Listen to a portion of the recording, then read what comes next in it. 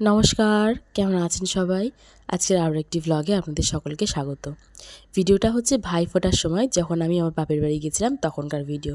মা এখানে মাংস রান্না করছিল, চিকেন, আর এখানে রুটি করেছিল। রাত্রিবেলা ছিল ভিডিওটা করা, তাই এখানে রুটি করে রেখেছিল। আর আমার না কদিন ধরে খুব রায়তা খেতে ইচ্ছা করছিল। এমনি রায়তা না, মশালা রায়তা। অনেক সময় আমি ফোনে দেখেছি জিনিসটা, কিন্তু তার আগে থেকে আমার মশালা রায়তা খেতে ইচ্ছা করছিল। তো তার জন্য বাড়িতে একটুখানি দই ছিল, পেঁয়াজ শসা সবই ছিল বলে আমি মাকে বললাম শুধু টেস্টের জন্য মশলা রায়তা। এখানে আমি পেঁয়াজ আর ধনেপাতা কুচি নিয়েছি, তো তার জন্য এখানে সেই বাটিতে রেখে দিলাম, যার মধ্যে রায়তাটা বানাবো। টক দই ছিল না, অল্প একটু ছিল, দইয়ের ভাঁড়েতে লেগেছিল। তো আমি বললাম তাহলে সেটাতেই করব, কোনো অসুবিধা নেই, টক দইয়ের পরিমাণটা অল্প থাকলেও হবে, কোনো ব্যাপার না।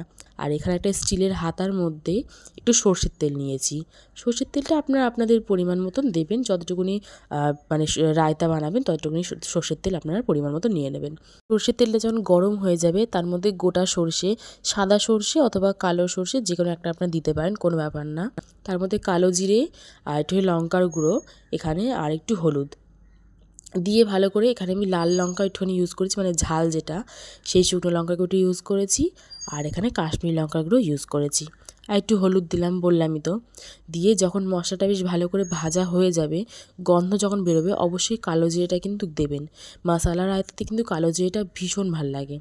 তারপরে এই যেটা হয়ে যাবে মশলাটা যখন ফ্রাই, তখন ওই হাতাটার যে তেলটা থাকবে সেটা সবসময় ওই ভাঁড়ের মধ্যে দিয়ে দেবেন, মানে পেঁয়াজ আর ধনেপাতা টক দই যেটা থাকবে তার মধ্যে দিয়ে নেবেন। দিয়ে একটু ভালো করে নাড়িয়ে চাড়িয়ে নেবেন যাতে মাখামাখি হয়ে যায়। তেলটা একটু ঠান্ডা হয়ে গেলে তারপরে কিন্তু শসা, একদম ছোটো ছোটো জিরি করে কুচিয়ে রাখা যে শসাগুলো ছিল, সেই শসাগুলো কিন্তু এর মধ্যে দিয়ে দেবেন।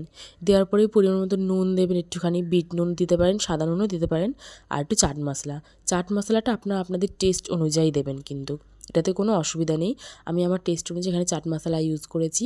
ধনেপাতাটা আপনারা দিলেও দিতে পারেন, না দিলে না দিতে পারেন। ধনেপাতার টেস্টের জন্য, গন্ধের জন্য খুবই ভালো লাগে। তো এগুলো দিয়েই করেছি এখানে, আমি বেশি কিছু দিইনি। আর ভীষণ বললাম না খেতে ইচ্ছা করছিল কদিন ধরে, ফোনেতে দেখছিলাম ভীষণ ভাইরাল হচ্ছিলো এই জিনিসটা, এই রেসিপিটা অন্তত। তো যাই হোক, আমার খাওয়ার ইচ্ছে ছিল, তো ভাইফোঁটাতে গিয়ে এই রেসিপিটা ট্রাই করলাম। এটা কিন্তু ভাতের সঙ্গে, পোলাওয়ের সঙ্গে, ফ্রাইড রাইসের সঙ্গে, রুটি মাংস সব কিছুর সঙ্গে কিন্তু এই রায়তাটা কিন্তু যাবে। অবশ্যই কিন্তু একবার বাড়িতে বানিয়ে দেখবেন। আজ তবে আসি, দেখা হবে অন্য একটি ভিডিওতে। সকলে সাবধান থাকবেন, ভালো থাকবেন, সুস্থ থাকবেন। দেখা হবে আবার একটু অন্য ভিডিওতে। আর রেসিপিটা বানিয়ে আমাকে কিন্তু অবশ্যই জানাবেন কেমন লাগলো।